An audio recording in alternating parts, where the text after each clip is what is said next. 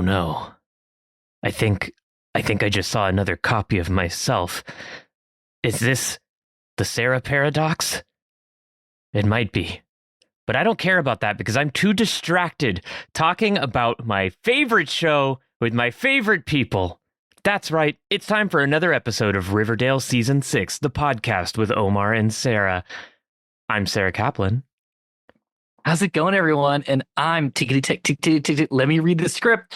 Omar Najam, how's it going? Oh, glad you had the script pulled up there. You almost forgot your line. I did, and I had to type it on an old typewriter. The only way to write anything in today's day and age. Omar, I don't know about you, but I love this episode of Riverdale Season 6. This is, I would go so far as to say, this is probably the most ambitious episode of any television show of all time.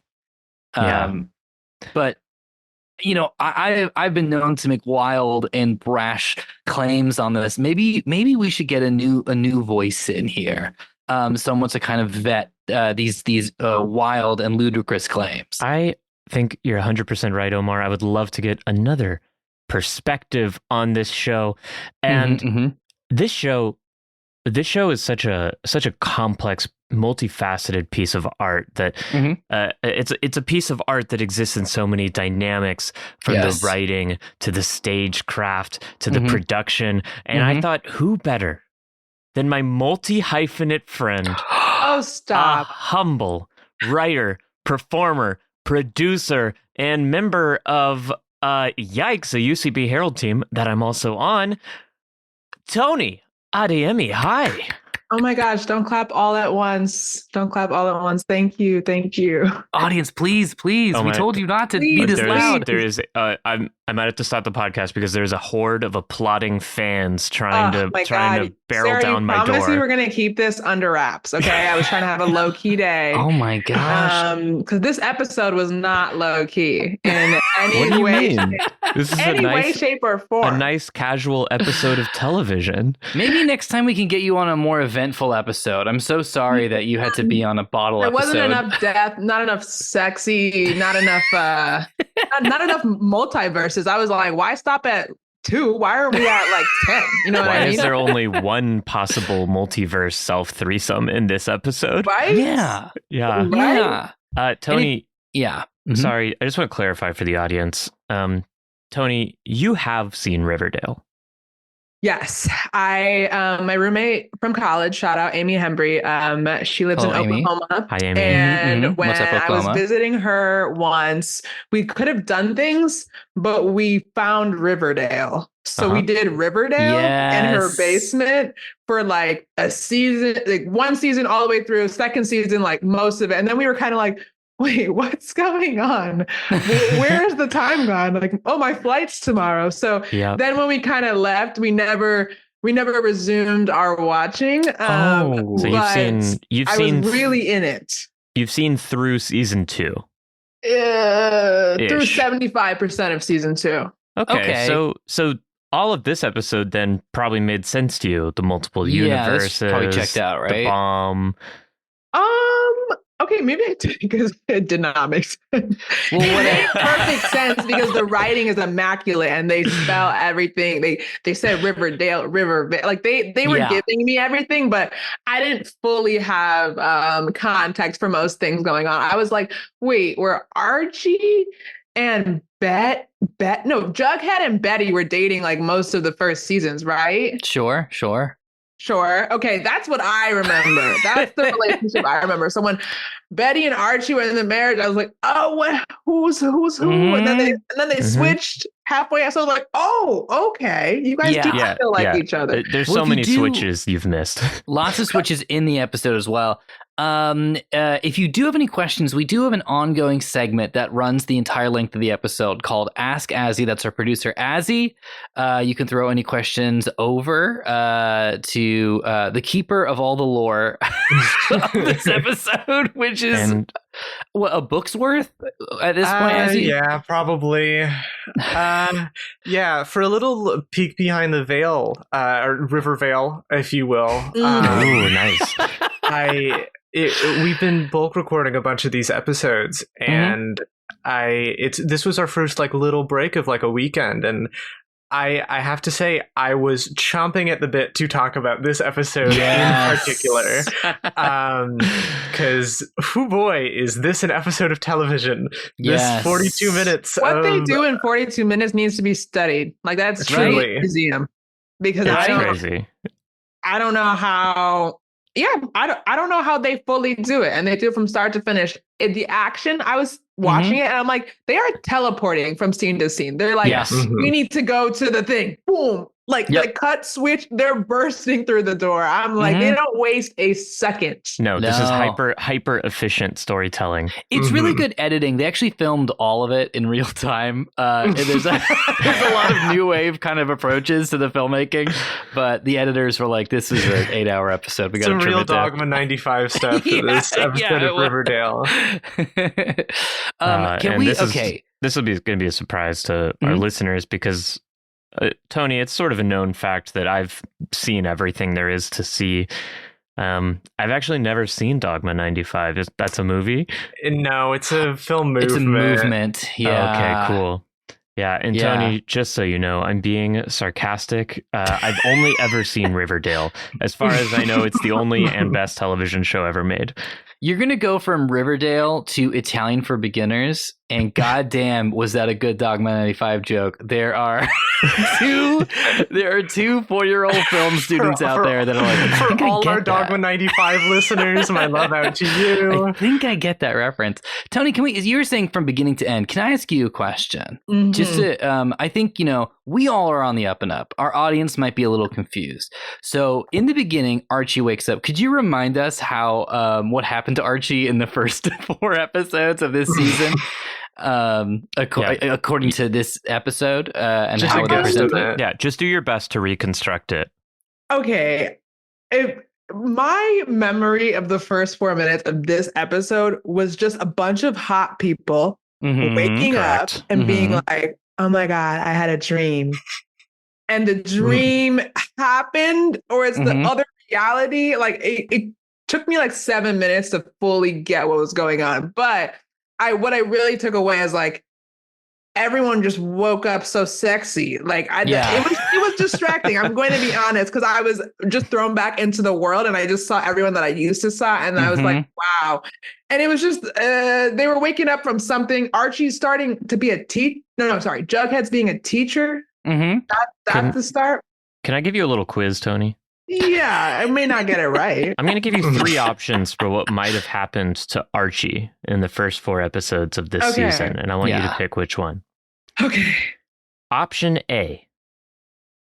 Archie, in a move of immense bravery and self-sacrifice, decides to take on the mantle of a ghost that is haunting the Sweetwater River and becomes the eternally suffering La Llorona of Riverdale. Bless. Thank you, Archie, for your sacrifice. Option B. In order to appease the Maple Maiden, Cheryl Blossom cuts out Archie's still beating heart in front of a willing and participating town. Option C. Thank you, Archie, for your sacrifice. After making a deal with the devil, Archie finds himself in possession of great cosmic knowledge, with the choice of either A, revealing it to the world,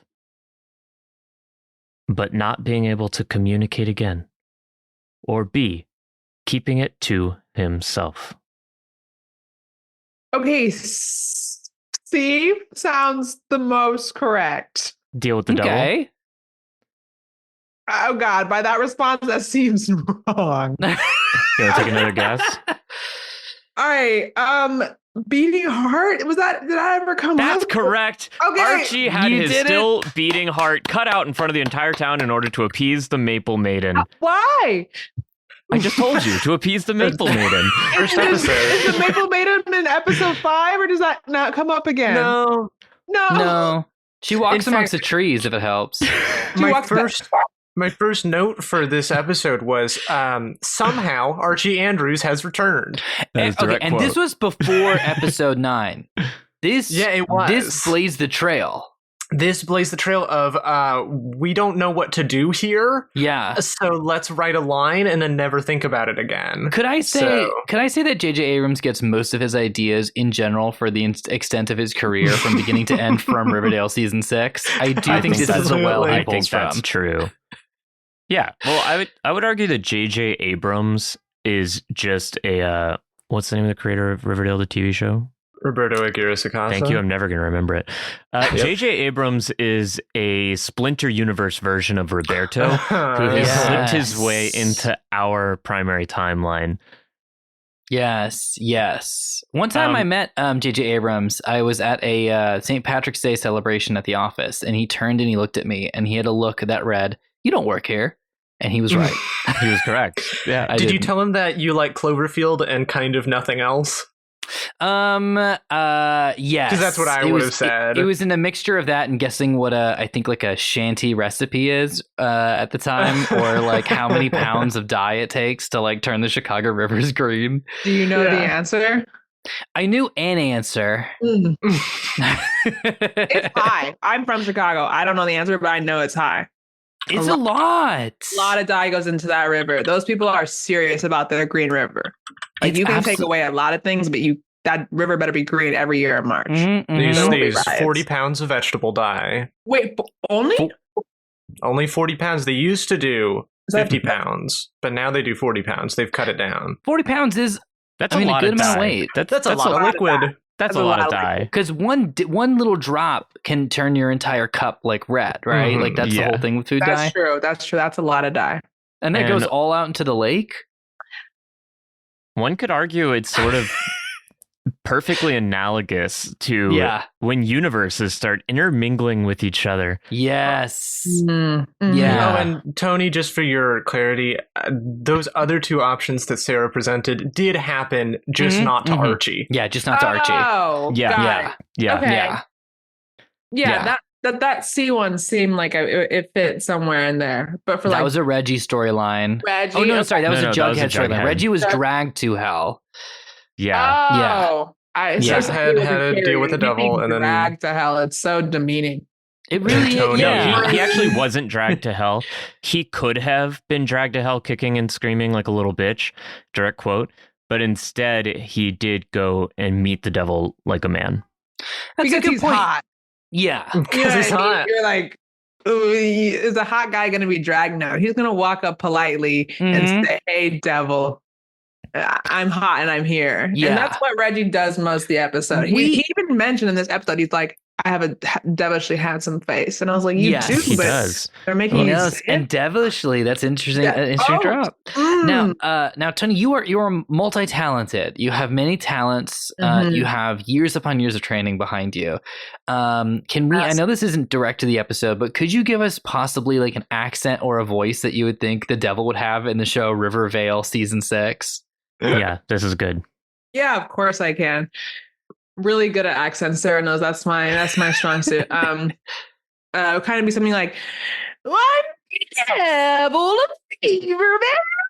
Something like that is that like that's the vibe. That's actually exactly spot on to what the devil in this show sounds like. Because it needed something just a little bit, extreme, just because the show's over the top. So like, if you're gonna have the devil, you're not about to have him coming with like a stereotypical voice, Yes, definitely. I hate stereotypical devils. It's just overplayed. We're done. What we need is the like, "Reggie, would you like to join my agreement?" Like something You're like getting so filtered out, Tony. Your devil Zoom can't handle your devil. And that's intentional. You know what I mean? Yeah. That's intentional. I'm gonna start moving us through this episode here, Tony. Okay, good luck. We got so much material to get through. We do. Good luck to us. Okay, here we go. Tony, we're following, and you just stop me whenever there's anything you don't understand. Okay. We're following Jughead. Jughead has woken up in Archie's garage. He goes back home. Somehow everyone's alive. And Jughead, as you mentioned, he's a teacher. He goes to school. He starts seeing like sort of maybe ghosts of his past. And then who does he see in the bathroom but Ben Button. And who's dead.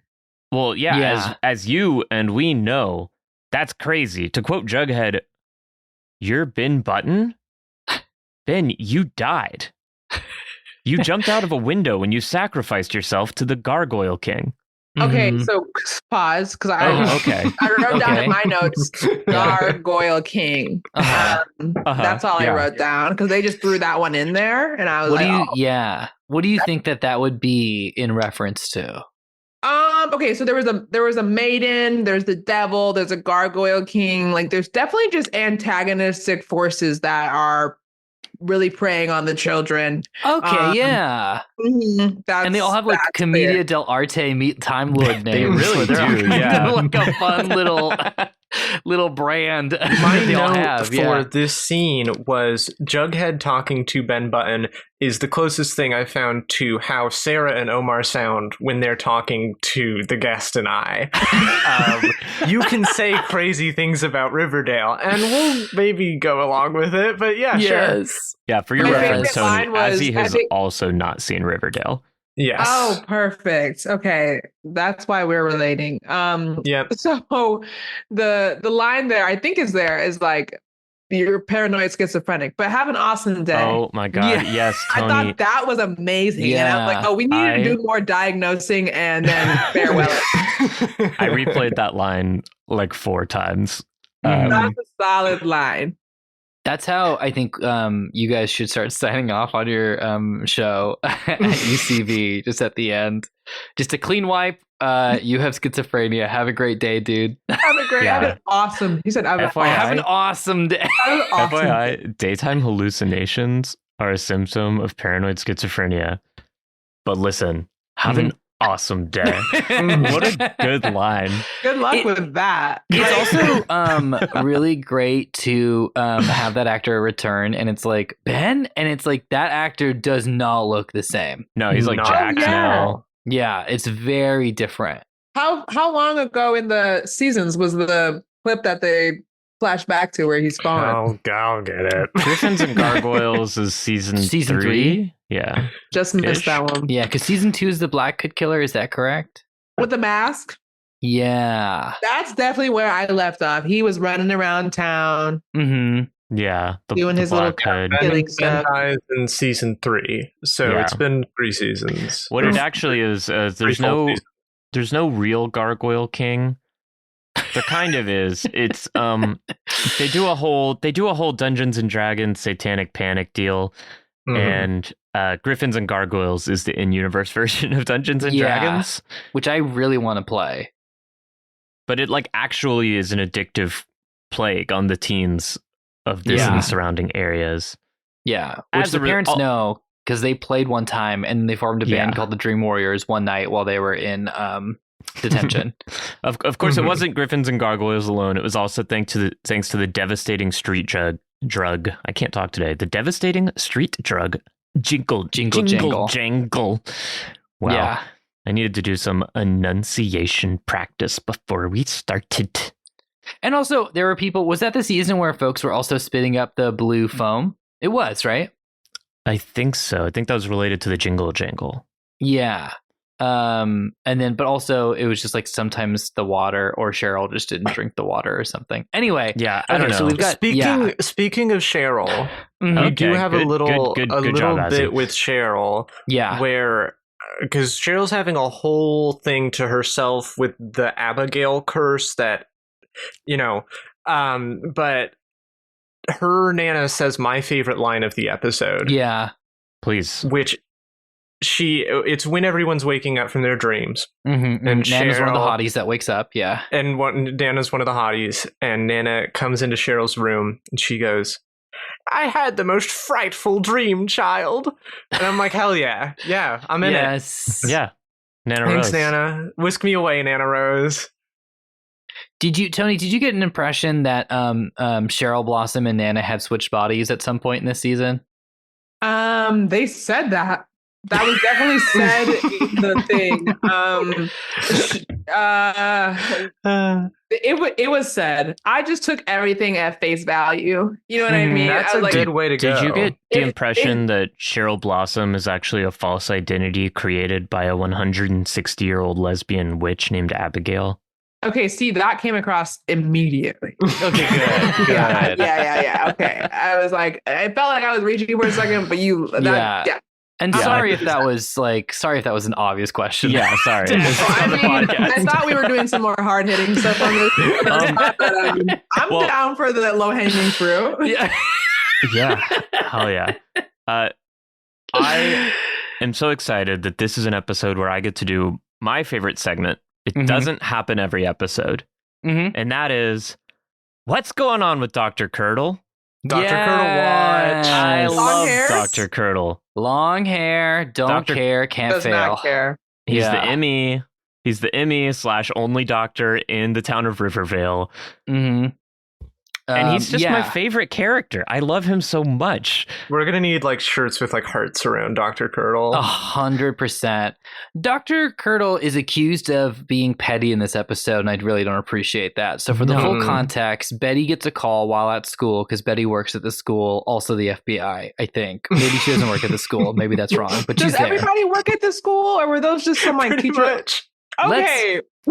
Yeah, that's a great question, actually. All I had was, who's a teacher now? Like it really starts spiraling. That goes back to season 5, where as part of Hiram Lodge's attempt to take over the town of Riverdale to get at the palladium deposits beneath the town, he starts defunding Riverdale High, and all the former students band together to save the school by becoming its teachers. Yeah. Non-union. I'm a teacher these days, I guess. I'm like, were any of them on track for that? Where they got degrees? Are they? No. Absolutely, for sure. No, they're not qualified at all. They're 25. I hate to get off track. What are the standardized test scores at Riverdale? In Rivervale, they're all scoring 666 no matter what the test is. Just across the board. I'm not even a standardized test proponent, but I'm just wondering what education can really fully go on amidst all this madness. Okay, back to the doctor. Miss Grundy's back for a shot. Yeah. That was a big get. Yeah, I'm not going to spend more time with her, but we got to see the back of her head. Who's that one? In season 1, you remember that Archie was sleeping with a teacher. Oh, okay. That's her. Yes, I kind of do. Kind of true. That's true. That's straight true. It's a true statement. So Curdle calls Betty and goes, "Hey, I found a body, and I'm so sorry. The body belongs to Jughead." And Betty goes, "Oh, is this because I didn't invite you to the wedding?" Yeah. Honestly, Betty being a huge bitch right now. Yeah. When has Dr. Curdle ever led you astray? Absolutely. Was it when he suggested that you'd had a hysterical pregnancy after La Llorona took the baby from your womb? The baby you'd conceived as a result of the town's sacrifice of Archie? Mm-hmm. Was it then? Was it another time that we didn't see Betty? Was it another time?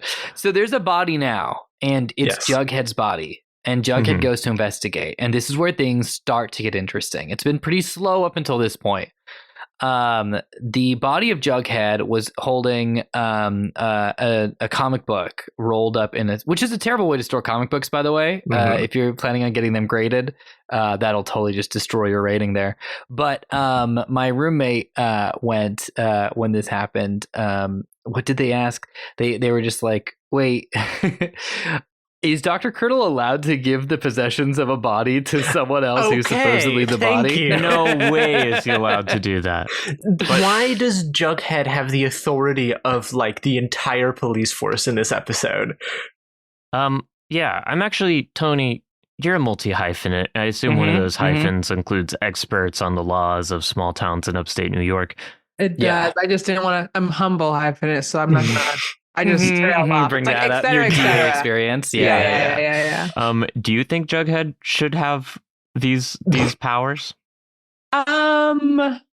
Hey, I think when you're on a mission and you're on an investigation and you have the right answers and you keep finding the right ones, like you kind of have, every like power that you need. You know what I mean? He's also a white male, so you can kind of just walk into spaces with that authority and just be like, give me all the information. And then when he sees his own body, at that point you're like, something's going on, and so you technically it's his, so he can take it. It's just his from another dimension. It's just the lines are blurred, but I think he just has so much conviction that are you really going to turn him away? When Absolutely.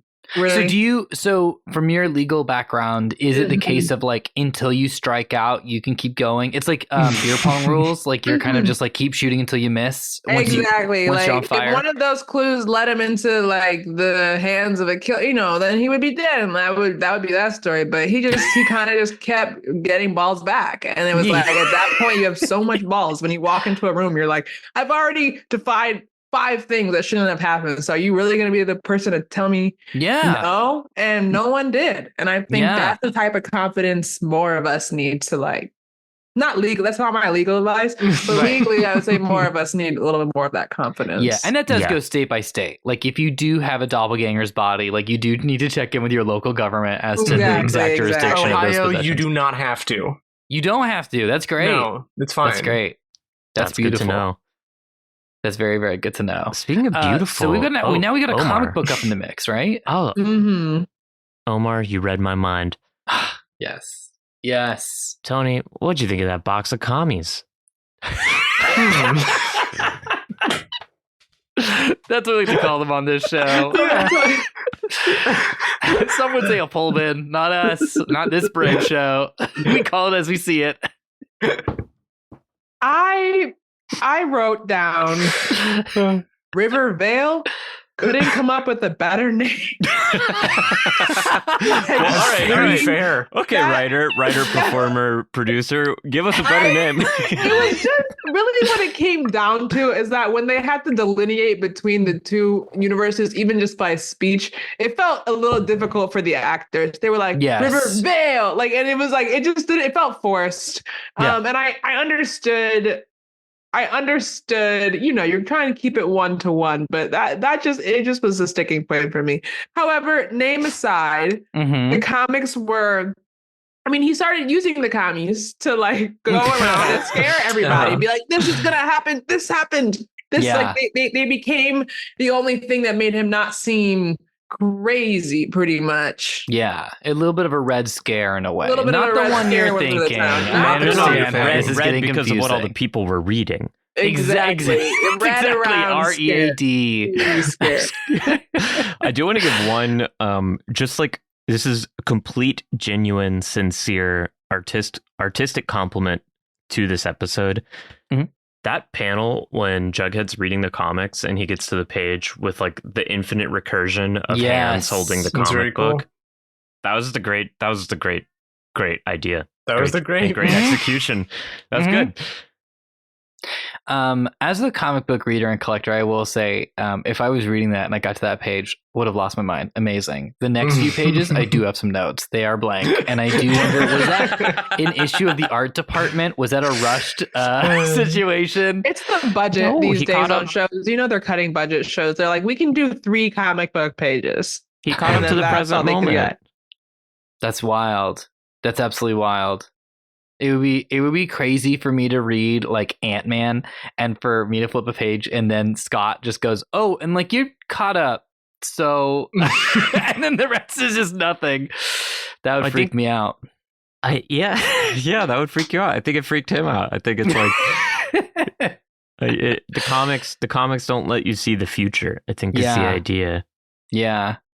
But he starts. He shares the comics books with Tabitha, who's starting to remember. So people are now starting to remember. That's his girlfriend. Yes. That's Pop Tate's granddaughter. He was real quick to kiss Betty, though. Yeah, he had to save the universe. Oh, okay. That's what my ex said. Yep. Well, was your ex right? No, he was cheating. But it did. Okay, I do you know for sure he didn't save the universe? Yes, do we know whether the universe was on the line? But you know what I mean? He was so eager. He's like, it has to be me and Veronica. And then Veronica said, oh no, now it's me and Betty again. Like, you know what I mean? But he was kind of he was ready to start making out with any of them fast. That's all I'm going to say. All right, look, their relationships it's been a little on the rocks this season. Tabitha came honestly within seconds of bashing Jughead's head in with a hammer. She almost did. She really almost did it. She blamed a ghost. Like, we really know. Yeah. In her defense, Jughead was being a lazy little prick, but and making ships and bottles and stuff while she was working hard at Pop's chocolate shop. Mm-hmm. Okay, Toni. Everyone is believing these comics. They're all buying in. Sure, I accept that there might be another version of this town somewhere. Except for Cheryl, who is like, none of this makes sense to me because my brother's alive, actually. Mm-hmm. And I wanted to get a little bit of I don't know what we should call this, like the One-san check-in point here. Okay. Were you reading any chemistry between Cheryl and her brother? Oh, yes. Yes. I was like, oh, is this one of those yeah. I don't know. He walked in and he was like, I'm here now. Let's go play pickleball.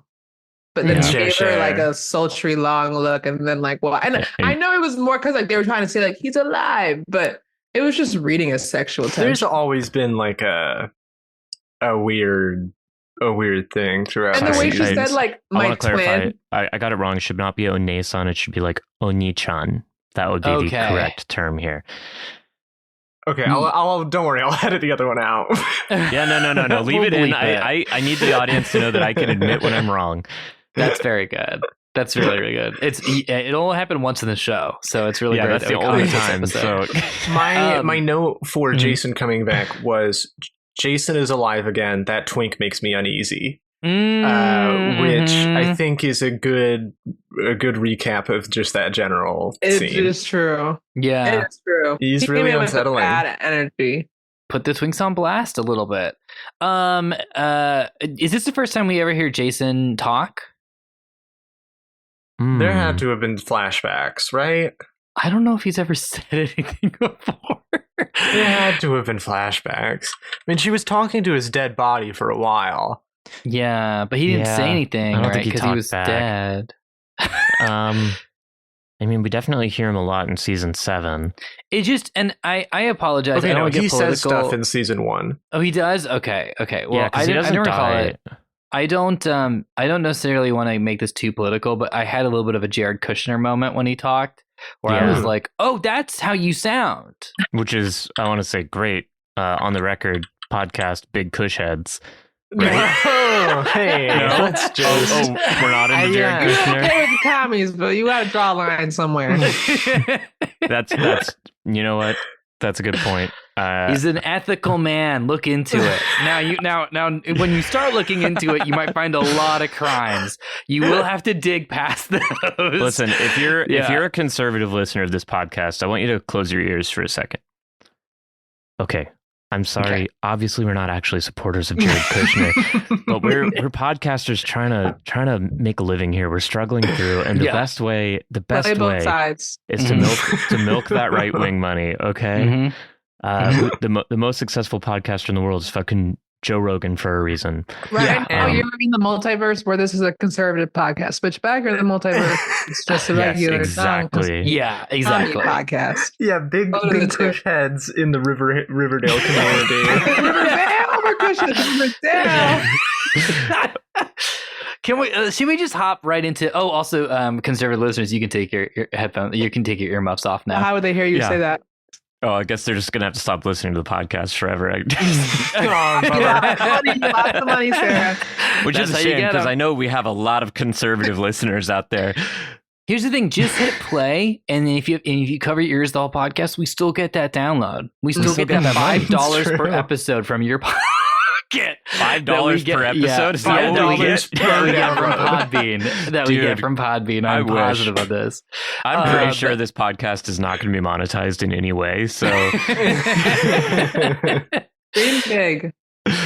We get a flat. We now get to see some familiar faces that you might not remember, Tony, or you might not even have met necessarily. But we have some familiar faces. We have two characters from previous seasons. We've got Ethel and we've got Mr. Doily. Dilton Doily appearing in the classroom as teachers. Yeah, he teaches physics, and Ethel is his assistant. So does he? So let me get this really quickly before we do get to some constructive question. He checked out a book as a teacher from someone who I think might have. I'll quickly ask Azzie. Was the librarian played by an actor from Twin Peaks? Oh, that's probably a good question that I should have thought of and checked, and I'll do it right now. So, Tony, did you recognize Ethel or Dilton Doily? I recognize Ethel. Okay, so Dilton Doily is the one with the long hair. Like, he's the one that, like, okay, yes, which is a wig, I think. Oh, well, it's each their own. I'm not going to call it out.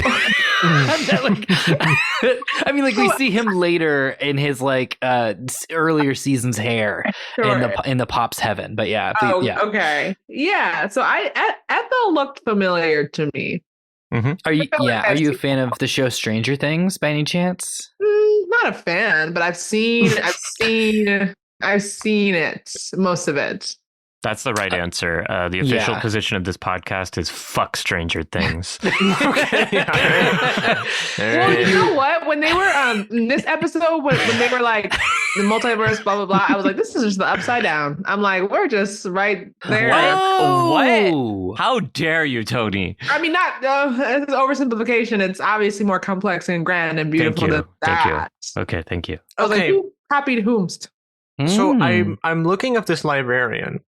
It doesn't look. She doesn't exist? Like she was on Twin Peaks, but there's something possibly even more interesting. Okay.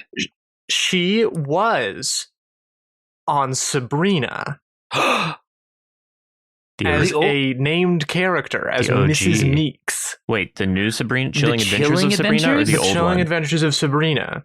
Oh. So she's also she's a watcher. She's a multiversal creature. Oh my god. Get you a librarian that can do both. In the world of mysticism and magic, and then is like, yeah, the one science book we have in the library is checked out. That's amazing. Yeah. That's incredible.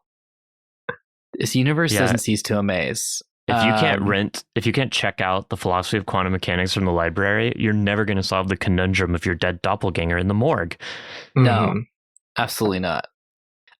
Should we just kind of continue down this multiverse path a little bit? Also, multiverse infers many. This is a biverse, right? Like, this is two. Dilton Doily suggests that there are infinite universes.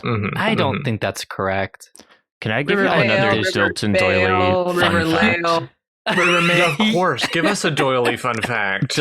Tony and Azzie, Omar knows the answer to this if he's been paying attention in his season 7 watching. Tony and Azzie, on a scale of, I don't know, what's the scale here? On a scale of like 1 to 6. 1 to 6. All right, I'm gonna list 4 characters, and you're gonna tell me which one has the biggest dick. Archie, Reggie, Dilton Doily, or Julian Blossom. Okay, so you led with Dilton Doily, which gives me some. Yeah, I'm not. This shouldn't be hard. Unlike Dilton Doily. Tony. Now it feels like Dilton Doily. That's right. Dilton Doily canonically has a huge dick. Just that's just a good thing to write in your TV show. Yeah, it should be unsurprising based off of the actions in this episode, because they're solving the mystery, and Jughead is like, I think I know how we can stop this, and Dilton goes, why stop it? I want to watch it happen. Also, if it collapses, will he? Because he's the first scientist to watch the death of a Prime and Beta universe. First of all, how would you report that to the scientific community? Question one. Thank you. Yeah. I don't think he cared about that. Okay.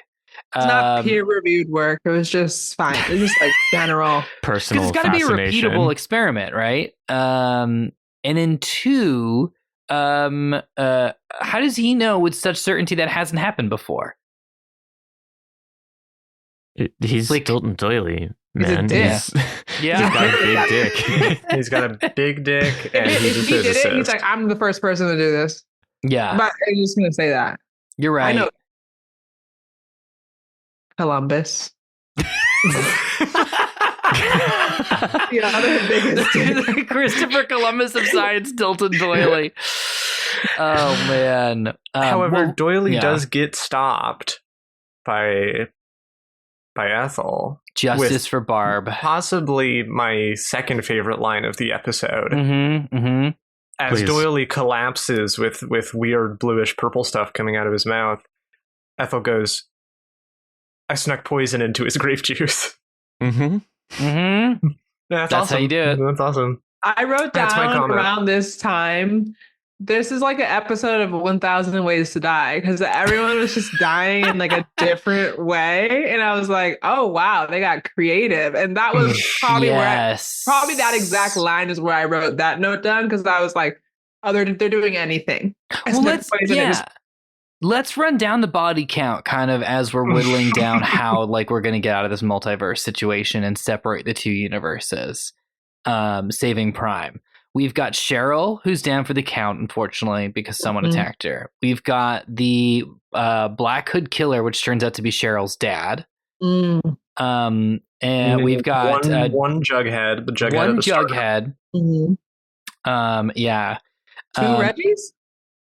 Two Reggies, thank you. We have two Reggies. We didn't even talk about the two Reggies yet. Let's take a quick parenthetical and talk about the two Reggies. Veronica gets a special gift. Knock, knock, knock. Guess whom? Yeah. Hey, babe. Miss me? So was that someone else? Like, who was that person? Was that second Reggie ever there for real? That's the original actor who played Reggie in season 1. Yes. Oh my God. So that's how they brought it back? Yeah. I was going to say, Charles Melton. I don't remember him on the show when I was watching this. But okay, interesting. Yeah. So, did you catch the explanation for why that second Reggie came back? I did, but I'm forgetting because I got distracted on the three-way because I was like, when they didn't have a three-way, but they were trying to. It's kind of a trick question because I'm pretty sure they don't offer any explanation whatsoever. I think he just knocks on the door. I thought they said something. They reference that in the comics, he looks different in older editions. And then he just knocks on the door. I don't think it's... But you know what? I really... Shout out to Veronica. Because, Tony, you have a dog, correct? 2, yes. You get 2 dogs. I'm currently watching over a puppy. And there is something that happens when you have this like squirrely animal that you like, your logic just shuts down, and you like, if you come home and there's just like a stuffed animal you don't know where it came from, like eviscerated, you're like, sure, my job is to clean this up. Like, I'm not here to ask questions. I'm just going with the flow. That's kind of what Veronica was this episode, where she's like, I have a casino. I don't have time to ask questions about why there's 2 Reggies. I'm stressed. You both just stay here. Don't go outside. Like, she really just like kind of went with it. And I feel like she took the lesson that Jughead didn't from Dilton, where Dilton's like, just go with the flow, man. It's a good life. Veronica didn't look the prize horse in the mouth. That reminds me, actually, before we move too far on from Dilton, I want to try to find that scene again, because he gives some advice that I think is just useful for watching Riverdale. Sure. Like, don't ask questions. Don't try to figure it out. It's all vibes. Yeah. This was Proto Saltburn. Just enjoy the burning of the sky as the world collapses. And just be grateful for the oxygen left. You know, that's kind of Dilton's philosophy, and I appreciate that. Just forget it, Jughead. Live your life. And Jughead's like, no, I have to make sense of this. It has to make sense. It sounds more like an anomaly than a paradox. I loved that line. Yeah, that's great. Okay. My advice, stop trying to figure out the secrets to the universe. You have a good life here, Jughead. Go with the flow. Didn't he have a good life? Isn't that just like good advice in general? It is. It is good advice. That's basically existentialism. Yeah. And then smash cut to Reggie cucking Reggie. Okay, here's what's crazy to me about this. Yeah. Reggie number 2, who's actually Reggie 1, but Reggie 2, Veronica immediately recognizes him as a second Reggie. Right? Yeah. Yes. Then she brings him as a stripper to Betty's bachelorette party. Oh, Did yeah. everyone else recognize him as Reggie? Well, he had sunglasses on. Yeah, no, but right. he takes them off. They're rip-off sunglasses. Then I have no explanation. Tearaway sunglasses. Yeah. Because I was like, oh, he's got sunglasses on. Maybe that. Nope, he took them off. Well, I guess I don't know if she immediately recognizes him, because there's a cut between the scenes where they're talking about how they need to like stay hidden, and when he goes, "Hey, babe, miss me?" So maybe they sat down and had a rational conversation and explained that we didn't get to see. In the world of Rivervale, is it possible that people perceive them as the same person? I think that's possible. We, the meta audience, see two different actors, but they are the character of Reggie. Reggie is formed by his biology and experience, ergo, within the show, those actors would see him as the same person. Yeah, I think he's clearly a Reggie. I think they recognized him as Reggie immediately when he opened the door. Like, that's the drama of that moment, right? No, wait, hold on a second. Actually, hold on. Reggie 1 or Reggie 2. This is getting really hard. If they all see Reggie. In the they comics, do call out that they look Ross different Butler in the comics. and Charles Melton. Yeah. They look different. And Reggie says, we look different, but we're both handsome. God damn it. That actually destroys it. They do look different. God damn this episode. I'm sorry to lose my cool they at friend least of you, look Tony. different in the comics. Okay. Tony, I'm sorry. Omar's freaking out. Tony, I'm so sorry about Omar. He's not normally like this. That's what this episode does to even people that get it. You're like, do I even get it? Tony, look, we're not even halfway through this episode, but I have a very important question I need to ask you. It's sort of a philosophical quandary. Tony, you have a partner. I do. Congratulations. Thank you. They're not here right now, which is why I'm on dog duty. That's why if you see me frantic, if a second copy of your partner knocked at the door, but they look different. Well, but Slightly. you know it's the same. Okay, but it's not. Would you immediately try to have a threesome with them? It feels like the only way I could get away with it. Without a threesome? I do feel like you've answered the question, but please continue. We're not open, all that stuff. So I'm like, at this point, and we have enough, whatever it is that, I know we would probably not succeed with a random third. So I'm like, if a third was one of us. Yeah. One of us. Okay. You know what I mean? A follow-up question. Like, it's not your partner whose copy has appeared at the door. It's a copy of you. Okay, now, then I would put my partner aside and just explore me for a second. Oh, self-love. That's good. Yeah, because that's gonna probably be the craziest experience of it all. Yeah, because I know me, she know me. You know what I mean? So yeah. Would you? That is preferred.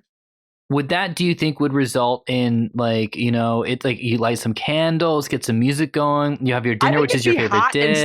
I don't think we'd have time. I think it'd be romance. Right to it. Door opens. Table, throw, you know what I mean? I think it'd be the throws of passion. But that's beautiful. Would it result in a duel? I suppose. Yeah. Would you kill each other in a duel?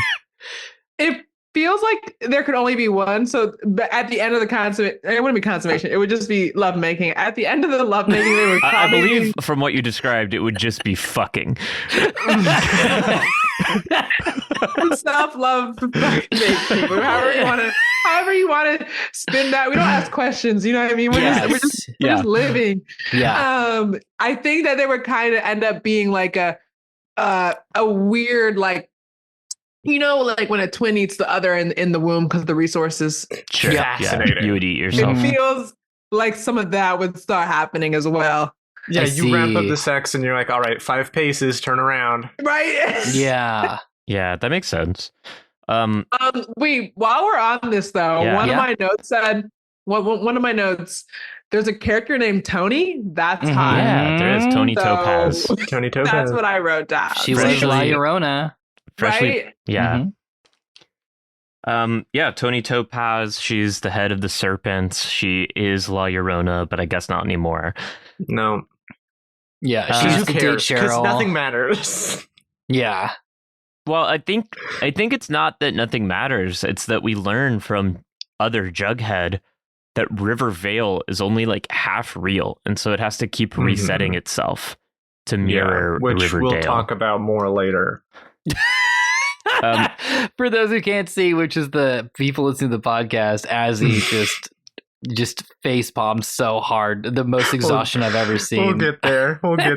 Yeah, we do got to speed through it though. Yeah. Okay, we got a couple minutes and we have an entire philosophical and physical quandary ahead of us. Were you expecting Archie to be the big bad? No. I was not. I thought it was fun. I thought he was a good villain. Yeah.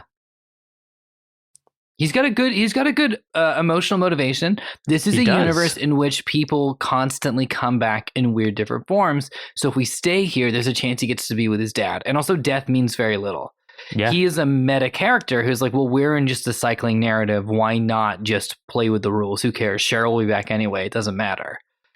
So I know that I have already had a lot to say about this episode, but if you'll let me get on my soapbox for just 1 second. Please. That's fine. We might knock you off of it. That's fine. Tomato. Archie comes to the house and goes, yeah, I killed Cheryl. Yeah. I am the one trying to stop you from from resetting the universes, blah, blah, blah, whatever. And he goes, everyone comes back to life, Jughead. Like, we don't have to worry about this. Bro, I know all the secrets of this universe. Yes. Yeah. And it felt like the entire everything that I had experienced for watching these episodes just collapsed. It was like the structure just fell over and Rivervale was presented to me in its truest form. And then Archie and Jughead start straight up fisticuffs brawling. Did it collapse, or did you move from seeing the shadows on the wall of the cave to seeing the puppets themselves? Yeah, maybe I evolved. This is my higher form. I simply think you ascended to a higher level of understanding, sort of like Archie. Yeah. But Toni, what do you think about this? At this point of the episode, the main thing that I wrote is that, okay, I'm so glad you took notes, by the way. Oh yeah, it was so late. I was like, I need to make sure. It's honestly hard to keep track without it. I don't think I would have remembered anything. I wrote classic parallel universe trolley problem. Because that's what I was getting is like, oh, do we kill this universe to save this one, or let them both implode or do nothing and they both maybe die? Like it started becoming like, I started to see like you said, there was the ethical motivation of Archie.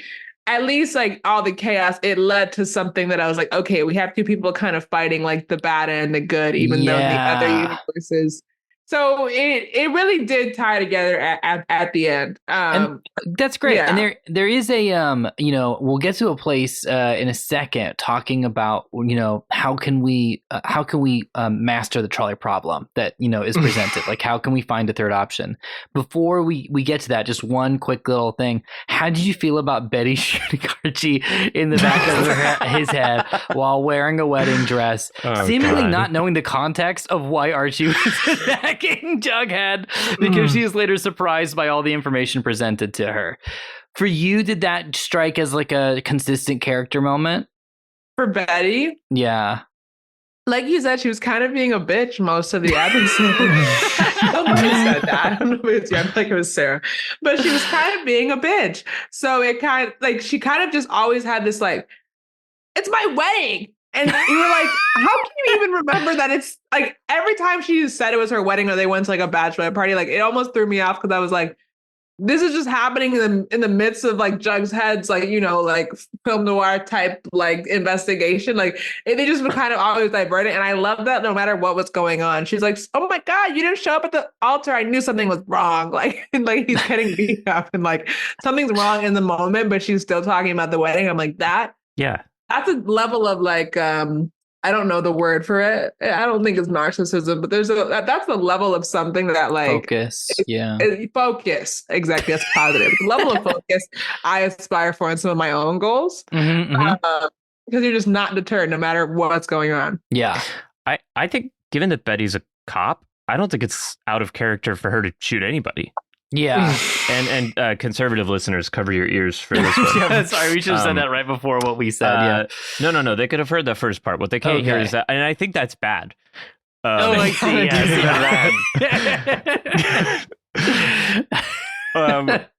Yeah. Okay. So Betty shoots Archie. Yeah. And immediately agrees to make out with Jughead on the bed she shares with Archie's bed, in fact. Yeah. And blow themselves up with a bomb. Bughead confirmed. We almost had Bughead. We didn't get Bughead canon. Now Bughead is canon. The line where Veronica goes, "Here's to Bughead becoming canon." I want to go like, oh my God, shrivel up into a ball. Bughead always was canon. They were together for a long time. Okay, they blow themselves up, but wait, they don't have to, because who walks in? But another Jughead. It's actually the very first Jughead, who is the lonely corpse. The Rod Serling type we've been seeing throughout. He's back alive episodes. now. Tony, yes, he's back alive. You can finally exhale, Tony. You can finally relax. You're like you're recounting the episode. And the Jughead like, paradox has been resolved, and Tony, it just leaves me with like one major question for you. If you had to be either the narrator Tony or the Tony who was locked in a bunker perpetually fueling your half universe with the power of imagination and stories, which one would you choose to be? I think it's hard for any multi-hyphenate to pick one. But you have to. Yeah. Hollywood is asking you to just start in a box and then you can sort of move your way out. Or you can be sealed in a bunker with hopefully enough food. Which are fresh burgers, by the way. Yeah. Wait, so there's the narrator Jughead, and then there's the one who's writing the stories. There's actually three Jugheads. There's three? Yeah. There's narrator Jughead. There's the Jughead locked in the bunker writing the stories. And then there's a new, just basic-ass Rivervale Jughead. Okay, I love being basic. The expectations are low. Okay. So if I could pick that one. If I had to choose, I mean, I don't do well in bunkers. From experience. Okay, that's a good. I get real weird in a bunker. So I would say the narrator. I think the pressure to write all day, I can't even do it in the comfort of my home. So, it would be nice to have that focus, but I think I would rather, I'd rather be the narrator. I see. The work from home, like pandemic vibes, were a little strong for you in the bunker. I actually love the working from home. It's just something about having to write all day. I would go crazy because you gotta just keep fueling. It's what so are you much pulling power from? Too. What he writes happens, right? Yes. Yeah, he's God. essentially. Exactly. So I think it would start good, but then it was the time when the bunker would take its toll, and then I would start writing crazy things. But you're the kind of, how it was like people were like, I want Bernie Sanders as president because he doesn't want to be president. You're the kind of writer I want because you're just like, I don't want to do this. You know what? All right, throw me in there. Give me enough. You're the ideal philosopher king of Rivervale. Also, Tony, just so you know, you wouldn't be alone. You have Ethel inexplicably living with you for the rest of your life, trapped in a bunker. Trapped in a bunker. Wow. Staring at you, watching you write. A woman you have seen poison somebody with grape. I'm going to say, I know what she's capable of. Yeah. And I just want to say there's also the chance that a portal between your bunker and the primary universe opens up and you start communicating with Jughead Prime and Tabitha Tate. That's an option. Yeah, that's also possible. So that's also possible. Who knows? Yeah, who knows if that's possible. But what's great is that things are returned to normal because they found a way to do it. And lo and behold, someone wakes up in the middle of the night, sweaty. And wait, no, hold on. There's no waking up. It's just kissing. Yeah. Rivervale Jughead calls Riverdale Betty. Yeah, while they're making out about right before Hiram Lodge, who is Veronica's dad's bomb, is about to go off next to an act of true love and also a mixture of palladium along with Cheryl's curse, which is the perfect storm of four different forces. And Jughead riding in the garage, which is creation as well. Sorry, so there's the fifth element, not unlike the movie The Fifth Element, which is Jughead riding. So Betty gets a call, get out of the house, and they have to get out. Jughead gets no call. Well, he was fine. He didn't die. Yeah, that's a good point. And Tony, where do you think season 6 is going from here? Yeah. It's all set up for you. Yeah. Oh my gosh. Now that you see all the pieces. Oh gosh. Yeah, what's like the Infinity Saga that this is all setting up? Yeah. It's definitely, oh gosh. I have no idea. There's definitely like does Jughead keep riding? Like, what happened to the universes? Maybe did Rivervale cease to exist? No, Rivervale exists, being powered fully by Jughead, by Bunker Jughead's imagination. Bunker Jughead. And then it's not gonna fold into Riverdale. Like that was all solved. Jughead's ability. Bunker Jughead's imagination serves as enough of a power source for Rivervale that it will no longer collapse into the primary universe. Got it. Okay, thank you for clarifying that. Yeah. So I just see the timelines. It won't collapse, but I see stuff that just kind of, crosses over where it shouldn't, or just like that's an interesting idea. What kind of thing might cross over? Oh my gosh. It could be anything. Think big. An immortal racist warlock. Like maybe that. Yeah, that. I think that, and I think especially they were so comfortable crossing over relationships. I think people are going to be crossing over with each other. Yeah, maybe some relationship drama, maybe an immortal racist warlock. That seems like a constant. They're all teachers, I think. So that feels like that will be a thing still. Yeah, and of course they'll probably all get superpowers. Yeah, it feels like they already have. I know that they get, but it feels like they're already moving on some. Like they felt like the Avengers to me, like when they were all in a room. Like, oh, that's cool. That's so true. Just eating shawarma. They felt a little bit superhuman. What's the other one? Superhuman. That's a little subhuman. You can say it. It's a safe podcast to say such a scathing thing about people. Strike that from. Actually, conservatives, open your ears. Still love that one. Definitely superhumans. That definitely super. Like they felt like they were just giving that, not like Mount Olympus energy, but like when I think they were teleporting from place to place, like they just the speed and the strength and the cunningness and what they're figuring out. And all within that time. I'm like, they're operating on a level that I think mere mortals, Totally, like us, can't conceive. Right. Yeah, we can't conceive it. We're like trying to make sense of it right now. We sound silly. Yeah. Because to them, they're moving it. Oh, okay. Yeah, I thought you were suggesting the Riverdale season 6 sounded silly, and I was like, No, not that. I appreciate that you understand that, like, anything that seems off, incomprehensible, or dumb about Riverdale season 6 is simply a reflection of our own ignorance. Exactly. A limitation of our own intelligence and ability to comprehend. That's correct. That's right. Clear plot points and character arcs. So it's like in the 1990s when we discovered aliens and drew them as like the little like green face with the like almond shaped black eyes. That's correct in a way. We're just bad at art, so like it's not like accurate, but it is like our best attempt, and that is kind of what they look like if you were not good at art. That's true. That is exactly what given that we've all on this podcast seen the aliens we discovered in the 90s, I think that's true. Toni, thank you so much for being part of it. But before we can let you go, we do have 3 important questions. Yes. Yeah. So first and foremost, this was introduced by our first guest, Oscar Montoya. And the question is, who in this episode would you say ate the sin pie?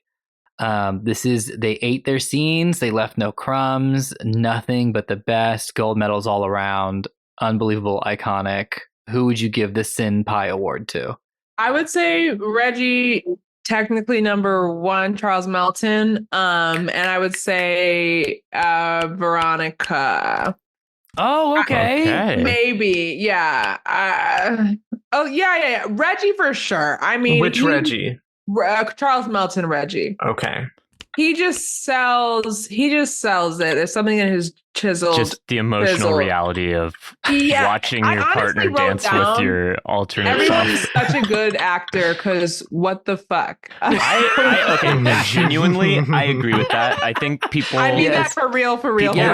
Disrespect the cast of Riverdale, but like their ability to deliver these lines is unreal. It's unreal. Like, and they're unreal. And like, so I really want to give everyone up. I was kind of like when Jughead Cole Sprouse was like kind of playing 2 people. I'm like, you're used to this. You have a twin. Like, this is nothing. Yeah. You know what I mean? So I was like, like he was doing his Jughead thing, but I think he's pretty like, I won't say flat, but he kind of stays on that one, like, what's going on? He's pretty one note. Yeah. He's pretty one note, but I'm like, Charles Melton's ready. He didn't have much screen time or much to do, but he did a lot with it. And honestly, maybe dude can brood. Archie kind of ate. I think Archie gets to stretch a little. He gets to be a little villainous because he has to be such a pure boy for the entire usually run. Is that like his eyebrows when he was like, I'm the bad one. I was like, oh, like, you know what I mean? So I felt like Archie's eyebrows, maybe. Archie's eyebrows. Okay. Fantastic. Maybe split between cheekbones and eyebrows. Yeah. Reggie's cheekbones. Archie's eyebrows. Final answer. Okay, perfect. I love that, a tie. Okay, the next one is the Ross Bryant Notice Me Senpai Award. And which one of these characters would you most want to notice you? Oh. Cheryl's grandmother. Oh, okay, Nana Rose. Nana Rose. Yeah. I don't know. She had such a... the thing I was going to say is not what I meant. I'm not saying it. Okay. I'm so curious. She had you can't say that and then not say it. I was going to say Whispering Eye, but that's not what I meant. That's from like a movie. So that's from Role Models. Whispering right? Eye And I was like, where vagina. did that come from? Like, it popped in my head and I was like, whoa. That's not what I meant. But she had this sort of wisdom about her. Like, everyone kind of delivered those dream lines, but her line, that felt real to me. Great. Nice. So I feel like if she saw me, I would be either she's like, oh, you look so cute today. Or like she would, like, I felt like it would be a nice one to notice. That's good. And it would be true. You can trust those words. It would be true. That's what it felt true. Like everyone else has their motives. And if, Nana Rose did have the most frightening dream child.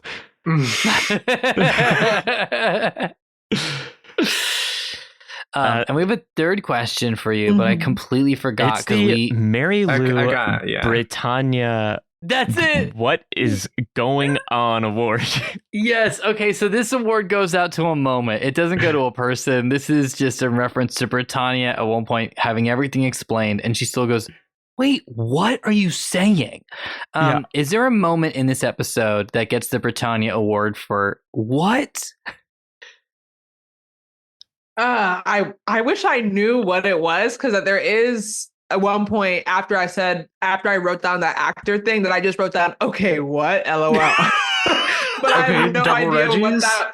Wait, what was that? Double Reggie's is a great answer. That feels like that came. Where is it in order in your notes? So, okay, I have classic parallel universe trolley problem. Everyone's such a good actor because what the fuck? And then, okay, what? LOL. And then, is it a big deal? Archie and Betty kissing? So sometime in between that. Jughead and Betty. Okay, there's a lot.